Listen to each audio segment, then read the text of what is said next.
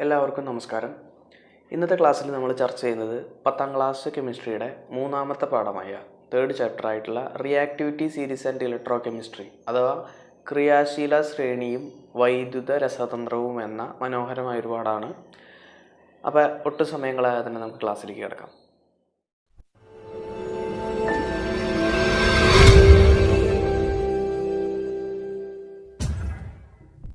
അപ്പോൾ ഇന്ന് നമ്മൾ SSLCയുടെ കെമിസ്ട്രിയിലെ മൂന്നാമത്തെ പാഠമാണ് ഡിസ്കസ് ചെയ്യുന്നത്. ആദ്യത്തെ പാഠം, ഒന്നാമത്തെ പാഠം പീരിയോഡിക് ടേബിളിൻ്റെ ചാപ്റ്റർ നമ്മളൊരു 6 പാർട്ടായിട്ട് ചെയ്തിട്ടുണ്ടായിരുന്നു. ആ ഫസ്റ്റ് പാർട്ട് അപ്പോൾ പഠിക്കാത്തവരോ കാണാത്തവരോ ഉണ്ടെങ്കിൽ ആ പാർട്ടുകൾ നമ്മുടെ പ്ലേലിസ്റ്റിലുണ്ട്. ആ പ്ലേലിസ്റ്റിൽ നോക്കിയിട്ട് ഒന്നാമത്തെ പാഠം ഭംഗിയായിട്ട് പഠിക്കുക. രണ്ടാമത്തെ പാഠത്തിൽ മോൾ കോൺസെപ്റ്റ് എന്താണെന്ന് നമ്മൾ വളരെ വിശദമായിട്ട് വിശദീകരിച്ചിട്ടുണ്ടായിരുന്നു. മോൾ കോൺസെപ്റ്റ് എന്ന് പറയുന്ന രണ്ടാമത്തെ പാഠത്തിൽ നിന്ന് ഏകദേശം 8 മാർക്കോളം ക്വസ്റ്റ്യൻ SSLC മെയിൻ എക്സാമിന് ചോദിക്കാറുണ്ട്. മൂന്നാമത്തെ പാഠമാണ് റിയാക്ടിവിറ്റി സീരീസ് ആൻഡ് ഇലക്ട്രോകെമിസ്ട്രി എന്ന് പറയുന്ന, അല്ലെങ്കിൽ ക്രിയാശീലത ശ്രേണിയും വൈദ്യുത രസതന്ത്രവും എന്ന് പറയുന്ന വളരെ സിമ്പിളായിട്ടുള്ള ചെറിയൊരു പാഠമാണ് തേർഡ് ചാപ്റ്റർ.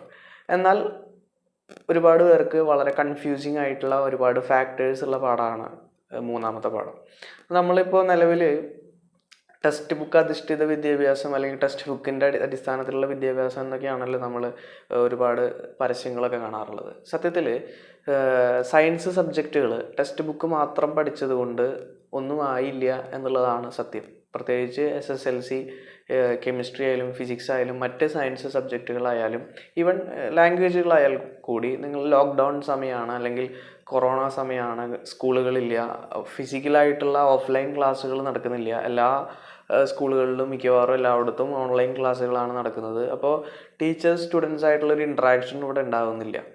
അപ്പോൾ അങ്ങനെയുള്ള സാഹചര്യങ്ങളിൽ നിങ്ങൾ ടെക്സ്റ്റ് ബുക്ക് മാത്രമായിട്ട് പഠിക്കുന്നത് എത്രത്തോളം എന്താ പറയുക സ്യൂട്ടബിൾ ആയിരിക്കും, അല്ലെങ്കിൽ നിങ്ങളുടെ അറിവ് വർദ്ധിക്കാൻ ടെക്സ്റ്റ് ബുക്ക് മാത്രം പഠിച്ചത് കൊണ്ട് കാര്യമില്ല. കാരണം ടീച്ചേഴ്സ് ആയാലും ഓൺലൈൻ ക്ലാസ്സുകളൊക്കെ എടുക്കുമ്പോൾ ടെക്സ്റ്റ് ബുക്ക് മാത്രമായിട്ടാണ്, അല്ലെങ്കിൽ ടെക്സ്റ്റ് ബുക്കിലെ സിലബസിനനുസരിച്ചാണ് ക്ലാസ്സുകൾ മറ്റൊക്കെ എടുക്കുന്നത്. അപ്പോൾ എന്നാൽ സ്കൂളുകളിലോ അല്ലെങ്കിൽ മറ്റ് ഇൻസ്റ്റിറ്റ്യൂഷനിലൊക്കെ നിങ്ങൾ പോയി പഠിക്കുമ്പോൾ ടീച്ചേഴ്സ് സ്റ്റുഡൻസ് ആയിട്ടുള്ള ഒരു ഇൻട്രാക്ഷൻ ഉള്ളതുകൊണ്ട് കുട്ടികൾക്ക് സംശയങ്ങൾ ചോദിക്കാനും അങ്ങനെയുള്ള മറ്റു കാര്യങ്ങൾക്കൊക്കെ നമുക്ക് അവസരങ്ങൾ കിട്ടാറുണ്ട്. ഇപ്പോൾ ഇത് കേവലം ഓൺലൈൻ ക്ലാസ്സുകൾ എന്ന് പറയുന്നത്, അല്ലെങ്കിൽ ഗൂഗിൾ മീറ്റുകളിലോ അല്ലെങ്കിൽ മറ്റ് നടത്തുന്നത് വിദ്യാർത്ഥികളെ എത്രത്തോളം എഫക്റ്റ് ചെയ്യുന്നുണ്ട്, അല്ലെങ്കിൽ വിദ്യാർത്ഥികളുടെ അക്കാഡമിക് പരമായിട്ടുള്ള കാര്യങ്ങൾ എത്രത്തോളം ഉയർത്തിക്കൊണ്ടുവരുന്നുണ്ട് എന്നുള്ളതിനുള്ളൊരു ചോദ്യചിഹ്നമാണ്. പക്ഷേ നമുക്ക് ഈ ഒരു സാഹചര്യത്തിൽ ഇങ്ങനെയുള്ള ക്ലാസ്സുകൾ നടത്തിയേ പറ്റൂ. അപ്പോൾ എനിക്ക് എൻ്റെ വിദ്യാർത്ഥികളോട് പറയാനുള്ള കാര്യം എന്ന് പറയുന്നത്, നിങ്ങൾ ടെക്സ്റ്റ് ബുക്ക് അല്ലെങ്കിൽ നിങ്ങളുടെ കയ്യിൽ ഡിജിറ്റൽ മാധ്യമങ്ങളുണ്ട്, ഓൺലൈൻ സോഴ്സുകളുണ്ട്. നിങ്ങൾ ടെക്സ്റ്റ് ബുക്ക് മാത്രം ആശ്രയിക്കാതെ മറ്റ് വഴികൾ, വിരൽത്തുമ്പിൽ നോളജ് ഉണ്ടാവുന്ന കാലഘട്ടമാണ്. അപ്പോൾ ടെക്സ്റ്റ് ബുക്ക് അധിഷ്ഠിതമായി മാത്രം പഠിക്കാതെ മറ്റ് സോഴ്സുകളിൽ നിന്നും, ഇപ്പോൾ ഈവൻ ഓൺലൈൻ മാധ്യമങ്ങളിൽ നിന്ന് അല്ലെങ്കിൽ ഓൺലൈൻ സോഴ്സുകളിൽ നിന്ന് ലഭിക്കുന്ന അറിവുകൾ ശേഖരിക്കുക. നിങ്ങൾക്ക് ഒരുപാട് സമയമുണ്ട്, ഡോണ്ട് വേസ്റ്റ് ടൈം. പല വിദ്യാർത്ഥികളും സമയം വേസ്റ്റ് ചെയ്യുകയാണ് ഗെയിം കളിച്ച് മറ്റു കാര്യങ്ങളൊക്കെ ആയിട്ട്. അപ്പോൾ സമയം വേസ്റ്റ് ചെയ്യാതെ നല്ല ഉപയോഗപ്രദമായിട്ട് ഓരോ സമയവും ഓരോ സെക്കൻഡും ഉപയോഗിക്കുക. അത് ഇപ്പോൾ ഡിജിറ്റൽ മാധ്യമമായതുകൊണ്ട് നമുക്ക് ബോറടിക്കാതെ തന്നെ നല്ല രീതിയിൽ എഡ്യൂക്കേഷൻ നേടാനുള്ളൊരു അവസരമായിട്ട് ഇതിനെ കാണുക. പിന്നെ ഇപ്പോഴത്തെ ഒരു സാഹചര്യം, ഇപ്പോൾ കൊറോണയാണെന്നൊക്കെ എല്ലാവർക്കും അറിയാം. അതുകൊണ്ട് തന്നെ സ്കൂളുകളിലേക്ക് പോകാൻ പറ്റാത്തതിൻ്റെ ഒരു ഫ്രസ്ട്രേഷനും ബാക്കിയുള്ള കാര്യങ്ങളിലും മാനസികമായിട്ടുള്ള ചില സമ്മർദ്ദങ്ങളൊക്കെ വിദ്യാർത്ഥികളിലും അധ്യാപകരിലും അതുപോലെ തന്നെ ഇപ്പോൾ SSLC ഒക്കെ പഠിക്കുന്ന വിദ്യാർത്ഥികളെ സംബന്ധിച്ചിടത്തോളം അവരുടെ രക്ഷിതാക്കളിലും ഒക്കെ അങ്ങനെയുള്ളൊരു ടെൻഷൻ ഉണ്ടായിരിക്കും. പക്ഷേ ഈ ഒരു സാഹചര്യം നമ്മളെല്ലാവരും ഒരുമിച്ച് നേരിടും. അപ്പോൾ ഈ ഒരു സാഹചര്യത്തിൽ നിങ്ങളെ തന്നെ ഇതൊരു ചാലഞ്ചായി കണ്ടുകൊണ്ട് സ്കൂളിൽ പോയില്ലെങ്കിലും അല്ലെങ്കിൽ ഓഫ്ലൈനായിട്ട് ക്ലാസ്സുകൾ കിട്ടിയിട്ടില്ലെങ്കിലും ഒരു ചാലഞ്ചായിട്ട് കണ്ടുകൊണ്ട് ഫുൾ മാർക്ക് അല്ലെങ്കിൽ നല്ല രീതിയിലുള്ള ഒരു മാർക്ക് സ്കോർ ചെയ്യും, നല്ലൊരു വിജയം കരസ്ഥമാക്കും എന്നൊരു നിങ്ങൾ ഒരു ചാലഞ്ചായിട്ട് ഇതിനെ കാണാം. ഒരിക്കലും ഒരു ഡെസ്പായിട്ടോ ഡിപ്രഷൻ സ്റ്റേജിലേക്ക് ഒന്നും പോകാതിരിക്കുക. ലൈഫ് എല്ലാ സമയത്തും എല്ലായ്പ്പോഴും ഒരുപോലെ ആയിരിക്കണമെന്നില്ല. അപ്പോൾ ഒരു ചാലഞ്ചായിട്ട് വിദ്യാർത്ഥികളോട് എനിക്ക് പറയാനുള്ള കാരണം, നിങ്ങൾക്ക് ഇപ്പം നേരിട്ടുകൊണ്ടിരിക്കുന്ന സിറ്റുവേഷൻ സ്കൂളിൽ പോകാൻ പറ്റാത്തൊരവസ്ഥ എന്ന് പറയുന്നത്, പക്ഷേ പഠിച്ചേ പറ്റൂ.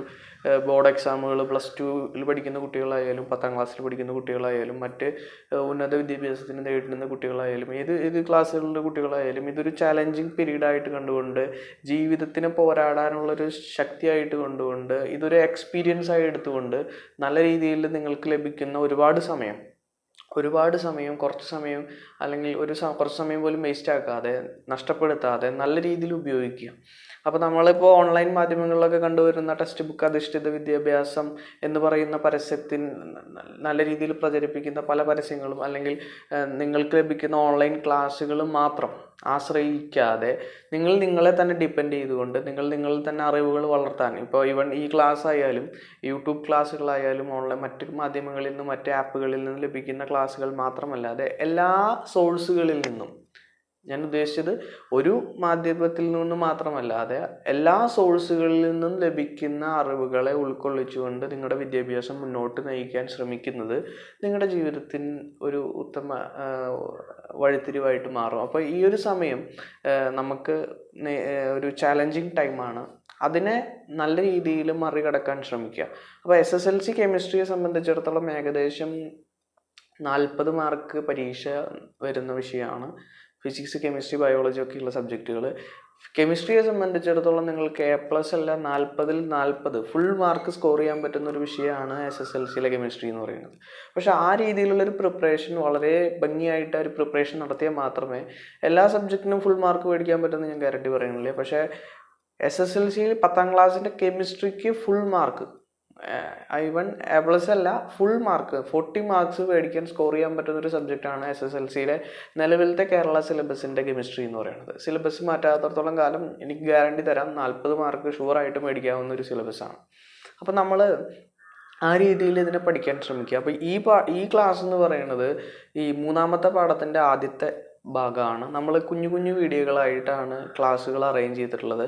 ഒരു വലിയ ലോങ് സ്ട്രക്ചറിലുള്ള ക്ലാസ് ആണെങ്കിൽ നിങ്ങൾക്കും ബോറടിക്കും, ക്ലാസ് എടുക്കുന്ന നമുക്കും. കുട്ടികൾക്ക് ക്ലാസ് എടുക്കുന്ന പോലെയല്ല ഓൺലൈൻ ക്ലാസ് എടുക്കുന്നത്. ക്യാമറയുടെ മുമ്പിൽ ക്ലാസ് എടുക്കുമ്പോൾ ഉണ്ടാകുന്ന ഒരു ബുദ്ധിമുട്ടുണ്ട്. അപ്പം നീളത്തിലുള്ള വലിയ ക്ലാസ്സുകളാണെങ്കിൽ നമുക്ക് രണ്ട് കൂട്ടർക്കും ബോറടിക്കുന്ന ഒരു വിഷയമാണ്. ഇൻട്രാക്ഷൻസ് ഉണ്ടാകുന്നില്ല. ഇന്ത്യൻ എഡ്യൂക്കേഷൻ്റെ ഏറ്റവും വലിയ പ്രത്യേകത എന്ന് പറയുന്നത് കുട്ടികളും ടീച്ചേഴ്സും തമ്മിലുള്ള ഇൻട്രാക്ഷനാണ് ആ ക്ലാസ്സിൻ്റെ ജീവാത്മാവ് എന്ന് പറയുന്നത്. ആ ക്ലാസ്സിൻ്റെ സോൾ എന്ന് പറയുന്നത് ടീച്ചർ സ്റ്റുഡൻറ്റ് റിലേഷൻഷിപ്പാണ്. പക്ഷേ ഓൺലൈൻ മാധ്യമത്തിൽ വരുമ്പോൾ അങ്ങനെ ഒരു റിലേഷൻഷിപ്പ് ഒരു സ്ട്രെങ്ത് കുറവായിരിക്കും. അപ്പോൾ വലിയ നീണ്ടു പോകുന്ന ക്ലാസ്സുകളാണെങ്കിൽ നിങ്ങൾക്ക് ബോറടിയാവും. അതുകൊണ്ട് ഈ ഒരു പാഠം അല്ലെങ്കിൽ SSLC കെമിസ്ട്രി ഞാൻ സ്ട്രക്ചർ ചെയ്തിട്ടുള്ളത് ചെറിയ പാർട്ടുകളായിട്ടാണ്. ഒരു മനുഷ്യന് മാക്സിമം കോൺസെൻട്രേറ്റ് ചെയ്യാൻ പറ്റുന്നത് 8 മിനിറ്റാണ്. അപ്പോൾ 8 മിനിറ്റ് സമയത്തിനുള്ളിൽ കുഞ്ഞു ക്ലാസ്സുകളായിട്ട് നമുക്ക് ഇത് അവസാനിപ്പിക്കാം. അപ്പോൾ ഇത് 3ാമത്തെ പാഠത്തിൻ്റെ ആദ്യത്തെ ഭാഗമാണ്. അപ്പോൾ ഈ പാഠത്തിൽ നിങ്ങൾക്ക് പഠിക്കാനുള്ളത് എന്തൊക്കെയാണെന്ന് നോക്കാം. ഈ റിയാക്ടിവിറ്റി സീരീസ് അല്ലെങ്കിൽ ക്രിയാശീലത ശ്രേണിയും ഇലക്ട്രോകെമിസ്ട്രി എന്ന് പറയുന്ന പാഠം വളരെയധികം അപ്ലിക്കേഷൻസ് ഉണ്ടാകുന്ന ഒരു പാഠമാണ്. ഈ ചാപ്റ്ററിൽ നിങ്ങൾ പഠിക്കുന്നത് റിയാക്ടിവിറ്റിയെക്കുറിച്ചാണ്, ക്രിയാശീലതയെക്കുറിച്ചാണ്. എന്ന് പറഞ്ഞു കഴിഞ്ഞാൽ ഓരോ വസ്തുക്കൾക്കും ഓരോ ആളുകൾക്കും ഓരോ ക്യാരക്ടറുണ്ട്. ഓരോ ആളുകളും പ്രതികരണശേഷി, റിയാക്ടിവിറ്റി പലതായിരിക്കും. ചില ആളുകൾ നിങ്ങൾ നോക്കിക്കഴിഞ്ഞാൽ ചില ആളുകൾ പെട്ടെന്ന് ദേഷ്യപ്പെടുന്ന ആളുകളായിരിക്കും, ചിലർ ശാന്ത സ്വരൂപന്മാരായിരിക്കും, ചില ആളുകളുടെ വായിൽ വിരലിട്ടാലും കടിക്കില്ല എന്നൊക്കെ നമ്മൾ പറയും, ചിലർ കൊഞ്ഞനം കുത്തിയാൽ കരയുന്ന ആൾക്കാരുണ്ടായിരിക്കും. അങ്ങനെ വളരെ സില്ലി ആയിട്ടുള്ള ആളുകളുണ്ട്. അതുപോലെ തന്നെ ഭയങ്കര ഹൈപ്പർ ആക്റ്റീവായിട്ടുള്ള, റിയാക്റ്റീവായിട്ടുള്ള, പെട്ടെന്ന് ദേഷ്യം വരുന്ന, മൂക്കത്താണ് ശുണ്ഠി എന്നൊക്കെ പറയുന്ന പോലെ അത്രയും ദേഷ്യം വരുന്ന, പെട്ടെന്ന് തന്നെ അഗ്രസീവ് ആറ്റിറ്റ്യൂഡുള്ള ആളുകളുണ്ടായിരിക്കും. അതുപോലെ നോർമൽ പീപ്പിൾ ഉണ്ടായിരിക്കും, മോഡറേറ്റ് ലെവലുണ്ടായിരിക്കും, വളരെ കൂളായിട്ടുള്ള ആളുകളുണ്ടായിരിക്കും. ആ ഓരോ വ്യക്തികൾക്കും ഓരോ ക്യാരക്ടറുണ്ട്. അതുപോലെ തന്നെ ഓരോ എലമെൻറ്റുകൾക്കും, ഓരോ മെറ്റൽസിനും, ഓരോ വസ്തുക്കൾക്കും ഓരോ ക്യാരക്ടറുണ്ട്. ഇപ്പോൾ ഈ പാഠത്തിൽ നിങ്ങൾ ചർച്ച ചെയ്യുന്നത് മെറ്റൽസിൻ്റെ റിയാക്ടിവിറ്റിയെ കുറിച്ചാണ്. ലോഹ പദാർത്ഥങ്ങളുടെ ക്രിയാശീലത. ക്രിയാശീലത എന്ന് വെച്ച് കഴിഞ്ഞാൽ ഹൗ ദേ റിയാക്ട്, എങ്ങനെയാണ് അവർ മറ്റുള്ളവരുമായിട്ട് റിയാക്ട് ചെയ്യുന്നത് എന്നതിനെ പറ്റിയാണ് സത്യത്തിൽ ഈ പാഠത്തിൽ നിങ്ങൾക്ക് പഠിക്കാനുള്ളത്. അപ്പോൾ ഇതിൻ്റെ ഒരു അപ്ലിക്കേഷൻ വരുന്നത് ഈ മെറ്റൽസുമായി. അപ്പോൾ നമ്മൾ ഈ പാഠത്തിൽ കൂടുതൽ കോൺസെൻട്രേറ്റ് ചെയ്യുന്നത് ലോഹ പദാർത്ഥങ്ങളുടെ സ്വഭാവമാണ്. ആ ലോഹ പദാർത്ഥങ്ങൾ പല ടൈപ്പ് ലോഹങ്ങളുണ്ട്, പല ടൈപ്പ് മെറ്റലുണ്ട്. ഗോൾഡ് ലോഹമാണ്, ഇരുമ്പ് ലോഹമാണ്, silver, platinum, potassium, calcium, magnesium, sodium, zinc, copper, ഇതൊക്കെ മെറ്റൽസ് ആണ്. എന്നാൽ ഇവയുടെ ഒക്കെ സ്വഭാവം വ്യത്യാസമാണ്.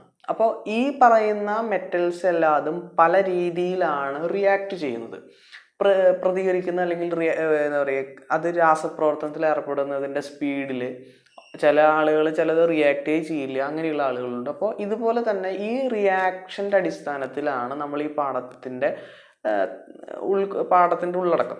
അപ്പോൾ ഈ മെറ്റൽസ് റിയാക്ട് ചെയ്യുന്നതിൻ്റെ അടിസ്ഥാനത്തിൽ, ഓരോ മെറ്റൽസിനും ഓരോ റിയാക്ടിവിറ്റി ഉള്ളതിൻ്റെ അടിസ്ഥാനത്തിൽ നമ്മളത് പല ആവശ്യങ്ങൾക്കായിട്ട് ഉപയോഗിക്കുന്നുണ്ട്. അപ്പോൾ ഈ പാഠത്തിൽ നിങ്ങൾ പഠിക്കുന്നത് മെറ്റൽസിൻ്റെ റിയാക്ടിവിറ്റി എങ്ങനെയാണ്, ആ റിയാക്ടിവിറ്റി നമ്മൾ ഓർഡർ ചെയ്യാണ്. ഇപ്പോൾ ഉദാഹരണം പറയുകയാണെങ്കിൽ, നിങ്ങൾ കുറച്ച് വെള്ളം എടുത്തിട്ട് ആ വെള്ളത്തിലേക്ക് പൊട്ടാസ്യം കൊണ്ടിട്ട് കഴിഞ്ഞാൽ അത് പൊട്ടിത്തെറിക്കും. പൊട്ടാസ്യം ഇട്ടാൽ പൊട്ടിത്തെറിക്കും, സോഡിയം ഇട്ടാലും പൊട്ടിത്തെറിക്കും. അതേസമയം ഒരു ഇരുമ്പിൻ്റെ കഷ്ണം എടുത്തിട്ട് വെള്ളത്തിൽ കൊണ്ടിട്ട് കഴിഞ്ഞാൽ അത് പൊട്ടിത്തെറിക്കില്ല, പക്ഷെ അത് കുറേ കഴിഞ്ഞ് കഴിഞ്ഞാൽ തുരുമ്പ് പിടിക്കും. അപ്പോൾ പൊട്ടാസ്യം എന്ന് പറയുന്നത് ഒരു ലോഹമാണ്, സോഡിയം എന്ന് പറയുന്ന ഒരു ലോഹമാണ്, ഇരുമ്പ് എന്ന് പറയുന്നത് ലോഹമാണ്.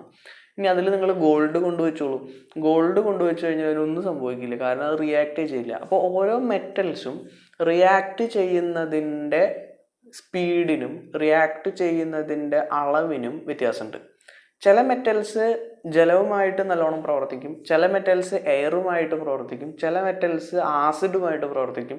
ഓരോ മെറ്റൽസും മറ്റു വസ്തുക്കളുമായിട്ട് പ്രവർത്തിക്കുന്നതിൻ്റെ അളവിന്, അല്ലെങ്കിൽ അതിൻ്റെ തീവ്രതയ്ക്ക്, ഇൻറ്റൻസിറ്റിക്ക് വ്യത്യാസം ഉണ്ടായിരിക്കും. അപ്പോൾ ഇതിൻ്റെ അടിസ്ഥാനത്തിൽ ഓരോ മെറ്റൽസിൻ്റെയും റിയാക്ടിവിറ്റിയുടെ അടിസ്ഥാനത്തിൽ നമ്മൾ എന്ത് ചെയ്തിട്ടുണ്ടെന്ന് വെച്ച് കഴിഞ്ഞാൽ, ഈ റിയാക്ടിവിറ്റി കൂടിയതിൽ നിന്നും കുറഞ്ഞു വരുന്നതിൻ്റെ അടിസ്ഥാനത്തിൽ ഒരു പട്ടിക, ഒരു ടേബിൾ തയ്യാറാക്കിയിട്ടുണ്ട്. ആ ടേബിളിൻ്റെ പ്രത്യേകത എന്ന് പറയുന്നത്, റിയാക്ടിവിറ്റി കൂടിയ ലോഹമായിരിക്കും അതിലേറ്റവും മുകളിൽ ഉണ്ടാവുക, റിയാക്ടിവിറ്റി കുറഞ്ഞ ലോഹമായിരിക്കും അതിലേറ്റവും താഴെ ഉണ്ടാവുക. അങ്ങനെ ലോഹങ്ങളുടെ എന്ന് വെച്ച് കഴിഞ്ഞാൽ മെറ്റൽസിൻ്റെ ക്രിയാശീലത എന്ന് പറഞ്ഞാൽ എന്താ? റിയാക്ഷൻ, മറ്റുള്ളവരുമായി റിയാക്ട് ചെയ്യാനുള്ള കഴിവ്. It is ability to react with other metals or other materials. മറ്റുള്ള വസ്തുക്കളുമായി ഒരു ലോഹത്തിന് പ്രവർത്തിക്കാനുള്ള കഴിവിൻ്റെ അടിസ്ഥാനത്തിൽ നമ്മളൊരു ടേബിൾ തയ്യാറാക്കിയേക്കാണ്, ഒരു ഡിസെൻഡിങ് ഓർഡറിലുള്ള ഒരു ടേബിൾ തയ്യാറാക്കിയേക്കാണ്. ഡിസെൻഡിങ് ഓർഡർ എന്ന് പറയാനുള്ള കാരണം എന്താ? ഏറ്റവും റിയാക്ടിവിറ്റി കൂടിയ ലോഹത്തെ നമ്മൾ ആ ടേബിളിൽ മുകളിൽ എഴുതും, ഏറ്റവും റിയാക്ടിവിറ്റി കുറഞ്ഞ ആളെ താഴെ എഴുതും. എന്ന് വെച്ച് കഴിഞ്ഞാൽ മെറ്റൽസ് റിയാക്ട് ചെയ്യുന്നതിൻ്റെ അടിസ്ഥാനത്തിൽ റിയാക്ടിവിറ്റി കൂടിയതിൽ നിന്നും കുറഞ്ഞതിലേക്ക് മെറ്റൽസിനെ ക്രമീകരിച്ചിരിക്കുന്ന ഒരു ടേബിൾ നമ്മൾ തയ്യാറാക്കുകയാണ്. ഈ ടേബിളിനെ വിളിക്കുന്ന പേരാണ് റിയാക്ടിവിറ്റി സീരീസ് അല്ലെങ്കിൽ ക്രിയാശീലതാ ശ്രേണി. പറഞ്ഞത് മനസ്സിലായോ? അപ്പം നമ്മൾ ഈ പാഠത്തിൽ പഠിക്കുന്ന കാര്യം റിയാക്ടിവിറ്റി സീരീസ് എന്താണ്, അത് പറഞ്ഞു ഓൾറെഡി. എന്താണ് റിയാക്ടിവിറ്റി സീരീസ്? മെറ്റൽസിൻ്റെ റിയാക്ട് ചെയ്യാനുള്ള കഴിവിൻ്റെ അടിസ്ഥാനത്തിൽ റിയാക്ടിവിറ്റി കൂടിയതിൽ നിന്നും റിയാക്ടിവിറ്റി കുറഞ്ഞു വരുന്നതിൻ്റെ അടിസ്ഥാനത്തിൽ നമ്മൾ ഓരോ ലോഹത്തെയും അറേഞ്ച് ചെയ്തിരിക്കുകയാണ്. ഇതിനെ വിളിക്കുന്ന പേരാണ് എന്ത്? റിയാക്ടിവിറ്റി സീരീസ് എന്ന് പറയുന്നത്. ഈ റിയാക്ടിവിറ്റി സീരീസ് ഉപയോഗിച്ചുകൊണ്ട് നമുക്ക് എന്തൊക്കെ കാര്യങ്ങൾ ചെയ്യാം, ഇതാണ് നമ്മൾ ഈ പാഠത്തിൽ പഠിക്കുന്നത്. ഓരോ ലോഹവും അതിൻ്റെ റിയാക്ടിവിറ്റിയുടെ അടിസ്ഥാനത്തിൽ മറ്റു വസ്തുക്കളുമായിട്ട് പ്രവർത്തിക്കുന്നത് എങ്ങനെയൊക്കെയാണ്, ഇതാണ് നമുക്ക് പഠിക്കാനുള്ളത്. അപ്പോൾ ഇൻട്രൊഡക്ഷനിൽ എനിക്ക് പറയാനുള്ള കാര്യം, ഈ പാഠത്തിൽ എന്താണ് നിങ്ങൾ പഠിക്കാൻ പോകുന്നത് എന്നൊരു ധാരണ വേണം.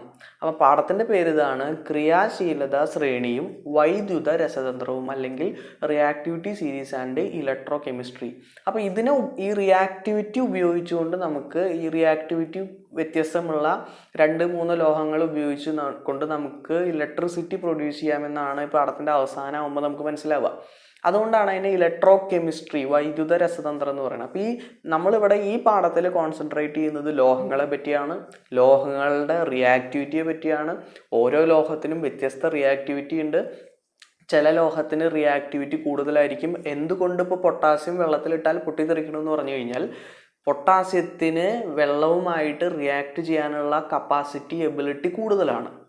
എന്തുകൊണ്ട് ഇരുമ്പും കഷ്ണം വെള്ളത്തിൽ കൊണ്ടിട്ടാൽ പൊട്ടിത്തെറിക്കുന്നില്ല എന്ന് പറഞ്ഞാൽ ഇരുമ്പിന് വെള്ളവുമായിട്ടുള്ള റിയാക്ടിവിറ്റി പൊട്ടാസ്യത്തെ അപേക്ഷിച്ച് കുറവാണ്. ഇനി നമ്മൾ വെള്ളത്തിൽ സ്വർണം കൊണ്ടുവച്ച് കഴിഞ്ഞാൽ ഒട്ടും റിയാക്ട് ചെയ്യില്ല, കാരണം സ്വർണത്തിന് റിയാക്ടിവിറ്റി വളരെ കുറവാണ്. അപ്പം നമ്മൾ അടുത്ത ക്ലാസ് തൊട്ട് ചർച്ച ചെയ്യാൻ പോകുന്നത് റിയാക്ടിവിറ്റി സീരീസ് എന്താണെന്ന് നമ്മളിപ്പോൾ ഓൾറെഡി പറഞ്ഞു. ഈ ലോഹവും മറ്റു വസ്തുക്കളുമായിട്ട്, ലോഹവും ജലവുമായുള്ള പ്രവർത്തനം, ഓരോ ലോഹവും ഒരു ലോഹം ജലവുമായി പ്രവർത്തിച്ചാൽ എന്ത് സംഭവിക്കും? ലോഹം വായുവുമായിട്ട് എയറുമായിട്ട് പ്രവർത്തിച്ചാൽ എന്ത് സംഭവിക്കും? ലോഹവും ആസിഡുമായിട്ടുള്ള പ്രവർത്തനം, ലോഹം ആസിഡ് തമ്മിൽ പ്രവർത്തിച്ചാൽ എന്ത് സംഭവിക്കും? ഓർക്കേണ്ട കാര്യം, എല്ലാ ലോഹങ്ങളും ഒരുപോലെ അല്ല പ്രവർത്തിക്കുക. ചില ലോഹങ്ങൾ ചില ആളുകളുമായിട്ട് പെട്ടെന്ന് റിയാക്ട് ചെയ്യും.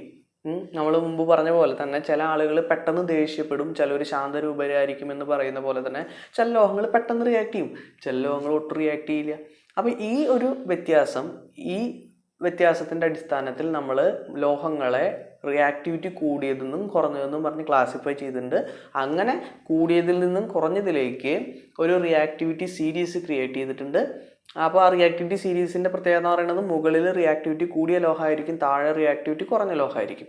അപ്പോൾ ഈ ഒരു ക്രമീകരണമാണ് റിയാക്ടിവിറ്റി സീരീസ് എന്ന് പറയുന്നത്. അപ്പോൾ അതിൽ ഏറ്റവും റിയാക്ടിവിറ്റി കൂടിയ ഒരാളാണ് പൊട്ടാസ്യം, അതിൽ ഏറ്റവും റിയാക്ടിവിറ്റി കുറഞ്ഞ ഒരാളാണ് ഗോൾഡ്. ആ ടേബിളിൽ, നിങ്ങളുടെ ടെക്സ്റ്റ് ബുക്കിലുള്ള ടേബിളിൽ ഏറ്റവും റിയാക്ടിവിറ്റി കൂടിയ ആൾ പൊട്ടാസ്യമാണ്, ഏറ്റവും റിയാക്ടിവിറ്റി കുറഞ്ഞ ആൾ ഗോൾഡാണ്. ഗോൾഡിനേക്കാൾ റിയാക്ടിവിറ്റി കുറഞ്ഞ ആളുണ്ട് പ്ലാറ്റിനം. അപ്പോൾ അത് ടെക്സ്റ്റ് ബുക്കിൽ കൊടുത്തിട്ടില്ല. അപ്പോൾ ഇങ്ങനെ അത് നമ്മൾ മനസ്സിലാക്കേണ്ടത് നമ്മുടെ പുറത്തുനിന്ന് എക്സ്ട്രാ വരുന്ന അറിവാണ്. അപ്പോൾ ഗോൾഡിനേക്കാൾ റിയാക്ടിവിറ്റി കുറഞ്ഞ ആളുണ്ട്, പ്ലാറ്റിനം ഉണ്ട്. അപ്പോൾ ഇങ്ങനെ ചില കാര്യങ്ങളാണ് ഈ പാഠത്തിൽ പഠിക്കാനുള്ളത്. അപ്പോൾ അടുത്ത ക്ലാസ് മുതൽ നമ്മൾ എന്ത് ചെയ്യും? അപ്പോൾ ഈ ക്ലാസ്സിൻ്റെ ഒരു ഇൻട്രഡക്ഷൻ എന്താണ് നിങ്ങൾക്ക് പഠിക്കാനുള്ളതെന്നാണ് പറഞ്ഞത്. ഈ ക്ലാസ്സിൻ്റെ തുടർ ക്ലാസ്സുകൾ നമുക്ക് അടുത്ത ക്ലാസ് നാളെ മുതൽ കാണാം. ഓക്കെ, അതുവരേക്കും ബൈ.